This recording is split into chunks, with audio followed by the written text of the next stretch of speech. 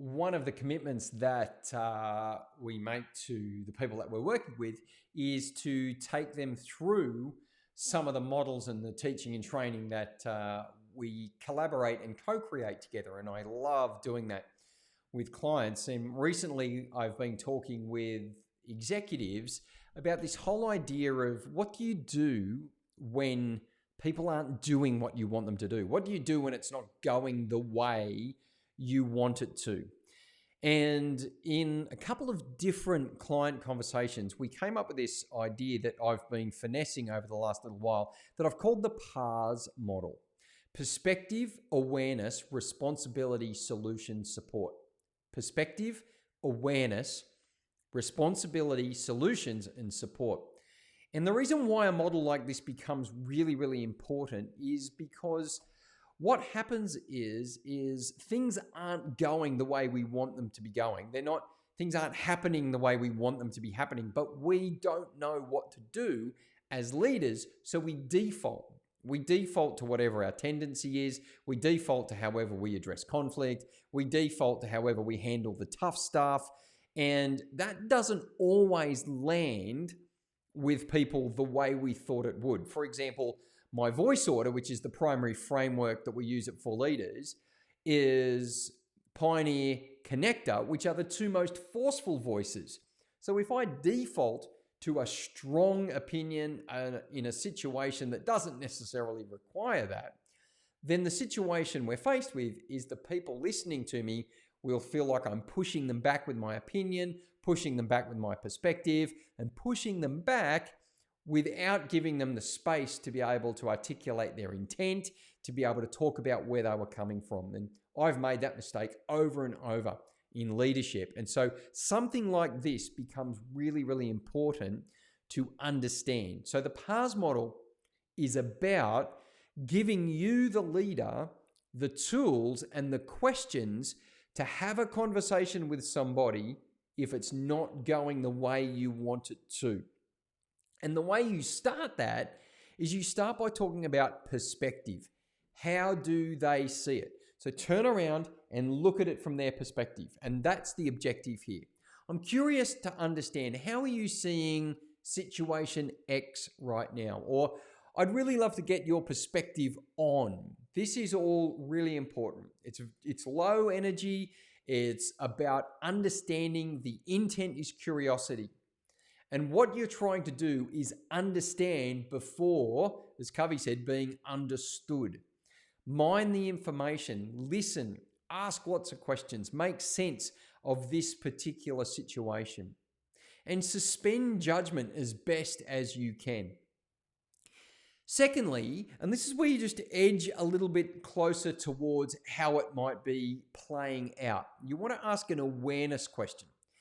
Now, the goal of the awareness question is, are they seeing it the same way as you? Are they seeing it with the same sense of urgency? Are they seeing it with the same sense of impact, negatively usually, or positively if it rolls out the same way? If we didn't change anything, what are they seeing is going to be happening? Now, with that in mind, you'd be asking them a question like, I'm curious, to what degree do you see this as an issue or a problem or a situation? Or another way of saying it might be, if we didn't do anything, where's this going to get us? Or by the end of the month, what's the situation report? What will this look like in 30 days' time?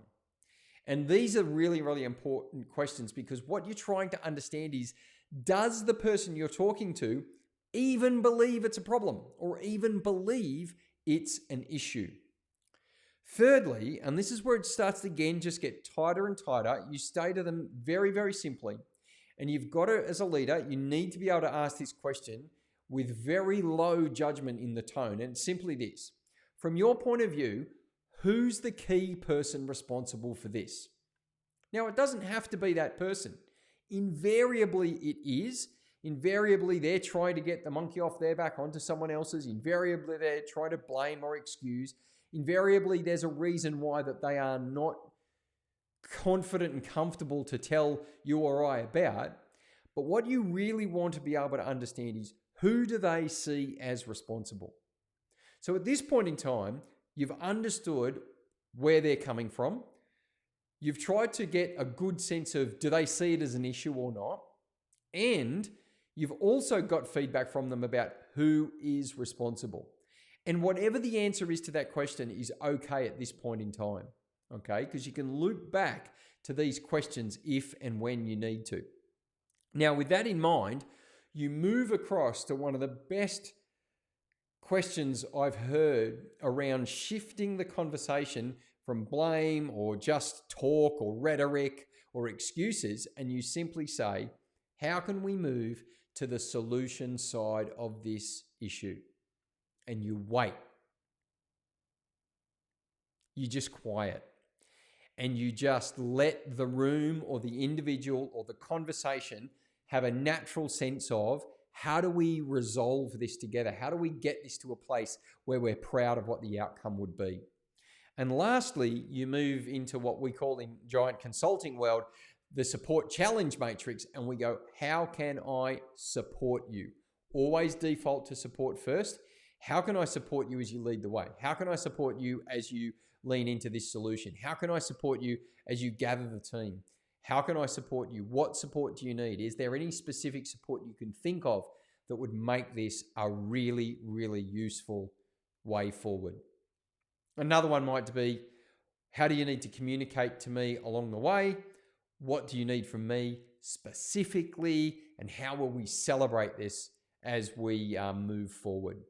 So I trust that helps. The PARSS model: perspective, awareness, responsibility, solutions, and support. Thanks for your time.